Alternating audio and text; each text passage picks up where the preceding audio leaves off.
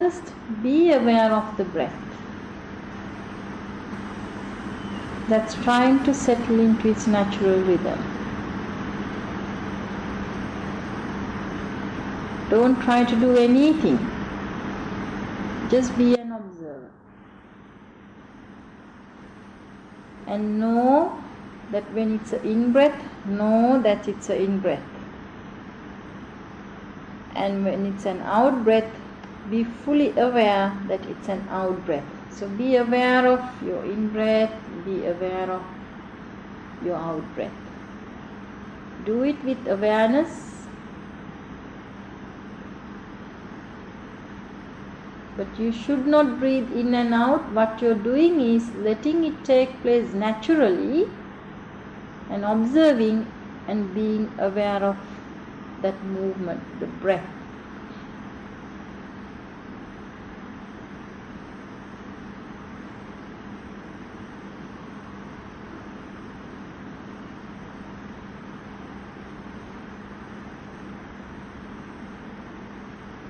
Like a small child standing in a pavement and watching the traffic that goes by and not getting involved, but just watching. That's a car, that's a van, that's a blue van. Like that. Just stay out of the traffic, stay out of the breath, but observe it and know whether it's an in-breath or an out-breath.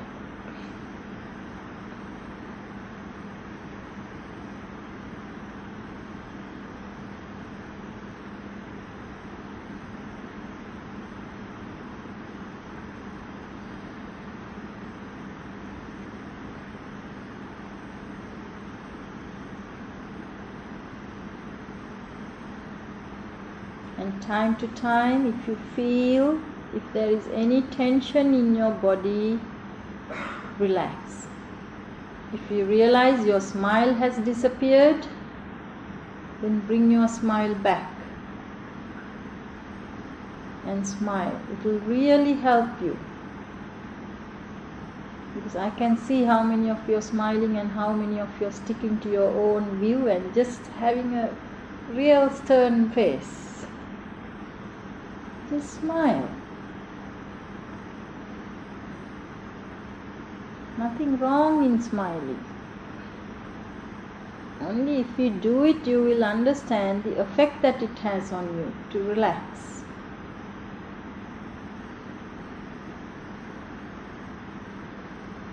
You will also see when you keep smiling, it will help you to stay in the present moment.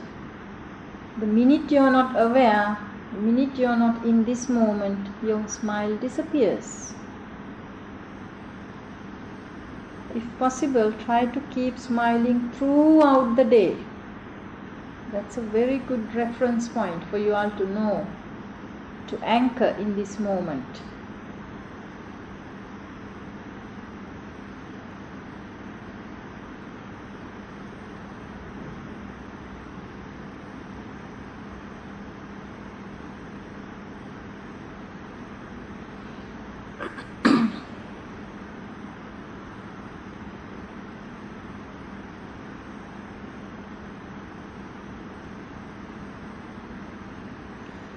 Now try to figure out the quality of the breath.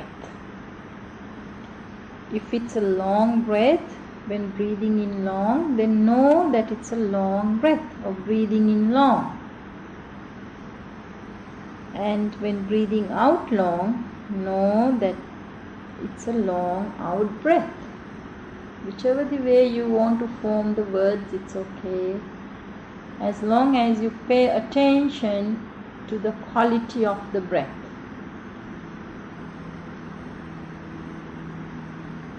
It's a long in breath, it's a long out breath. So you can say breathing in long, breathing out long. It will take some time for it to settle into its short rhythm. But if it happens, then you can say breathing in It's a short in breath, it's a short out breath.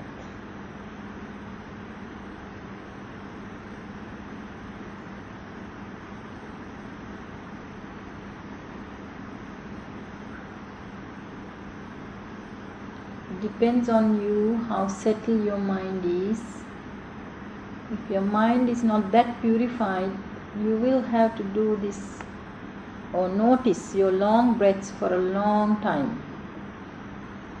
So it will be only breathing in long, breathing out long. Make sure your wording corresponds to the actual activity that's going on. Here and there you might find a short breath.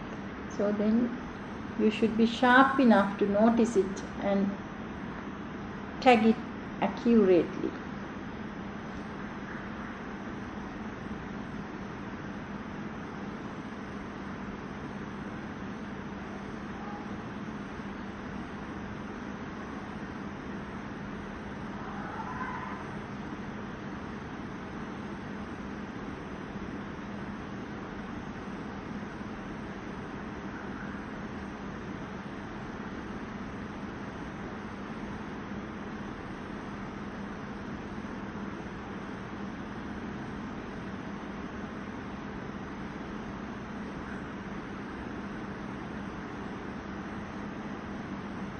Now after you do this for a period of time, then the next step is for you all to look into the whole breath. Notice the whole breath in relation to the whole body. Look into the whole breath body too. How the breath begins, how it ends, and how it passes through this middle bit. So you can notice the beginning of the in-breath, the middle part of the in-breath, and then the end part of the in-breath. And you will also notice that there is a gap before it starts the out-breath.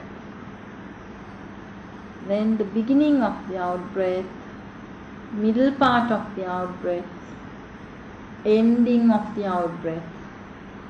Again you will find that gap. Then again you start to breathe in, so the beginning is there, the middle part, then the end. So in relation to the whole body, look into this whole breath and relax your body. Then the next step is using the breath to relax the whole body. Breathing in, you relax the whole body. Breathing out, you relax the whole body.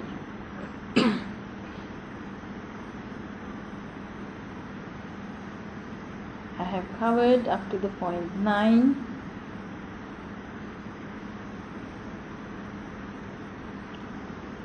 Just to give you a snapshot as to how you should be doing it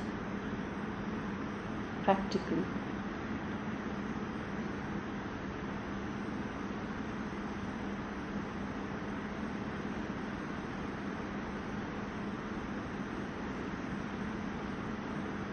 Now let's bring our awareness again back to your body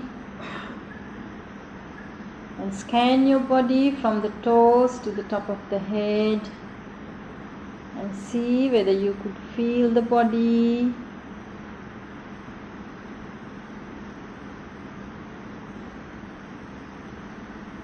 Any tensions, relax. Okay, again, take a slow but a deep breath and hold on to your breath. Okay, let's breathe out like before. Again, take a slow but a deep breath.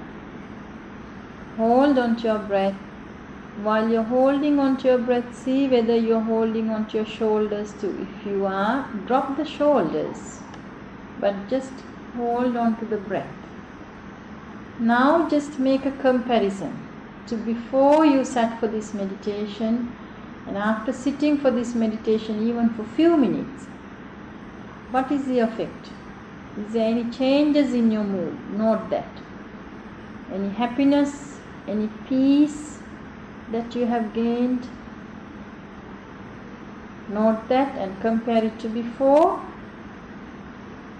And let's breathe out. Relax and breathe out. Again, let's take a slow but a deep breath. In this moment also, look into your own mind and try to be aware of how you're feeling right now. What is your mood right now? Compare it to before you sat for this meditation and see whether there's any progress by doing this meditation. Your mood has improved, whether there's any happiness, any calmness. And then after that, you can breathe out.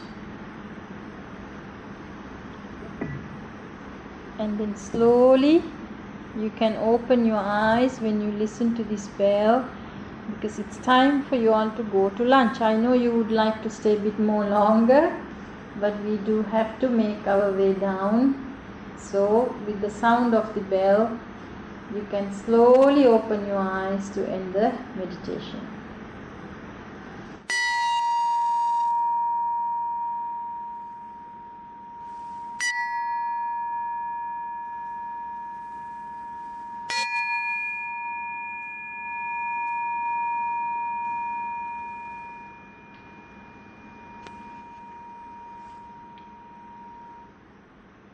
Sorry, it would be. Time passed by so quickly, and we have to make our way down. So this is how you should be practicing. I have developed that first bit with my own experience, that relaxing before you sit for a meditation helps you a lot. It takes you to be able to stay for a long time. It really helps you. So first you must relax your body, and you can even use the breath to relax. That's what the deep breaths do. And then you settle into watching the breath. And because you have disturbed your breath, it's easy for you to focus on your breath, because your breath is now trying to settle in. So you don't actually concentrate in one particular point, on the tip of the nose or your stomach or in your lips or anywhere, but you look into that breath that's trying to settle it into its natural rhythm in relation to your body. You look into that and then let the breath settle. All you do is keep your awareness on the breath. What is it doing? Whether it's an in-breath or an out-breath. And then after some time, you focus on the quality of the breath, whether it's long or whether it's short. So most of the time, this long, it goes for a long time until your breath settles in, and when it becomes short, then you can start saying it's a short breath, like that. Then you look into the whole breath in relation to the whole body. So this is when you will detect your remaining tensions and whatever that's in the body. So you start to relax and then fine tune into the breath as to you can see and notice now the beginning, how it's starting, the passing through the middle part, how it's ending. Then there's a gap. You should be able to catch the gap after some time, not at the beginning because it's too fast. When it's settling, you will see the gaps. And you will find there's immense peace in those gaps. When it's passing that gap, you will find there's no thoughts when you're not breathing in or breathing out. In that gap, no thoughts. You will see it from your experience. So, try to fully understand, be fully aware of the breath on the full circle and on the full body. And then you use the breath to relax. Passambayankaya Sankara means you're using the breath to relax your body. Relax. Relax. Breathing in, relax. Breathing out, relax. So that covers up to the point 9. Normally, you have to keep doing this for a while before you all can progress further. Yes? Why you ask us to do a deep breath out at the end of it? So you actually wake up fully. So you are not going to be in hypnotic stages, but you are actually conscious and you are out of that, and you don't get headaches. Sometimes people, when they come out with their meditation in a halfway kind of a way, you get even headaches. The brain must be ready to now come out from it. So you are giving it signals that I'm trying to finish, I'm trying to end. And that's a place again to relax the body, to check the tensions and relax further. And also to make a comparison. After each and every meditation, get used to make a comparison, to compare it to just before you sat for the meditation, and what did this sitting do to my state of mind. Whether it's the same, or actually it has helped to improve even a little bit. Whether there's little happiness or little comfort, little bit more peace, then you will see every sitting actually does count. It has an effect. So you must compare and notice that. It will help you to progress. It will help you to look forward to the next sitting. So it's kind of way of you noticing your own improvement. And then you finish. That's why, yeah? Yes.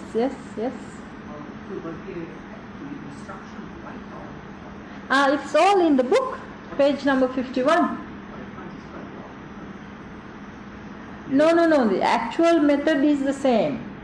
All I did is adding that first bit about relaxing the body, and you know how to relax the body. Normally when I teach this meditation to normal people, I actually take them relaxing from the toes, squeezing the toes, relax. Squeezing the muscles, relax. Like that I get them to actually physically relax the whole body before they take even 3 deep breaths. And why I get them to do the 3 deep breaths, also to relax deeply. And also when you're holding on to your breath, now the brain detects there's no more oxygen that you're taking in. So it will take all the oxygen that's in the blood already in there. It will try to even get more blood into the brain, wanting more oxygen. And that actually helps you all. In a scientific way, there is an effect when you hold on to your breath. It makes you more alert now, because more blood rushes to the brain, because brain has wrongly detected, oops, no breath. So it gives a message to the whole body, look, I need the blood. And all the blood rushes to your brain, and it will help you to stay awake and alert. And then you breathe out, you do it 3 times, that's enough. And then you do your normal breathing. That's why there's a meaning behind it. But if you don't want, you don't have to. You can just sit and start doing it. But if you do the other way around, you will find it's much easy to settle to the actual thing. Can't hold it for too long. That means the lungs are not being trained. That's okay. You can hold it for up to count of 3. 1, 2, 3. That's fine. Because in Hindu yogas and all that, they plays a very high importance of these breathing techniques, because it has a big effect on how you feel. They call pranayama, and your pranayama, they have different methods. Normally a proper one is actually for you to breathe in from 1 to 6 and actually hold on to the breath from 1 to 12. You double the size of your in-breath and the out-breath when you're holding on to your breath. So it gives the time for the lungs to actually give out all the oxygen that's already in there, and also brain gets a bit tricked, and then it takes all the blood into the brain, and then it helps you to stay awake. And this works even when you're falling asleep. If you're falling asleep or feel you're getting sleepy during the meditation, take deep breaths, hold on to your breath, and do that for 3 times. Your sleepiness will go away. Yes. That will break that sleepiness. Yes?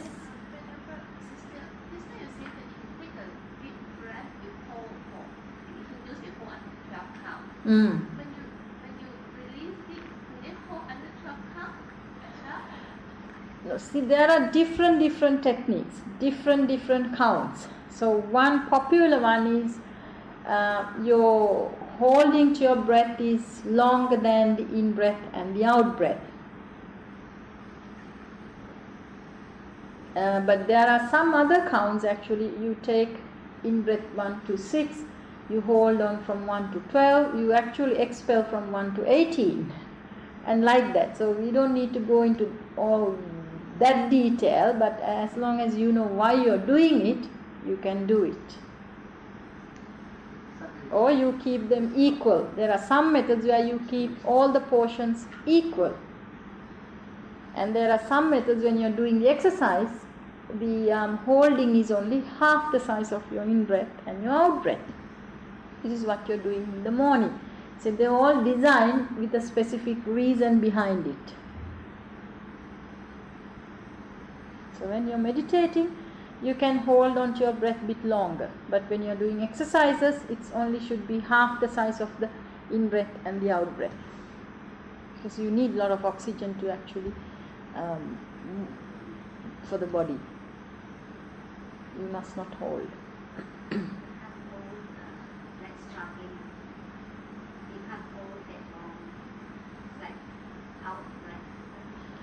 Yeah, because you all haven't trained your lungs. We actually very shallow breathers, and that contributes a lot to the diseases in the body and to the tensions in the body.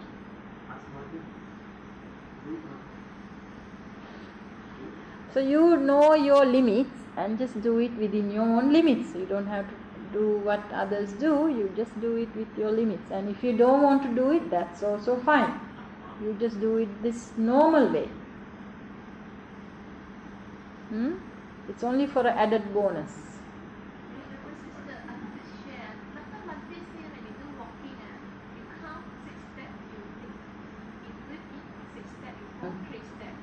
Last time I can't even count, I can't even breathe in for 3 steps. I keep on practicing now, I'm able to breathe in 6 steps, hold for 1 or 2 steps. So it's through practice you're able to have long in-breath and short, long in-breath and long out-breath. Through practice, just initially I just cannot. One step in-breath, next step is out-breath. So I keep practicing on Monday meditation. 6 steps in-breath, hold 3 times.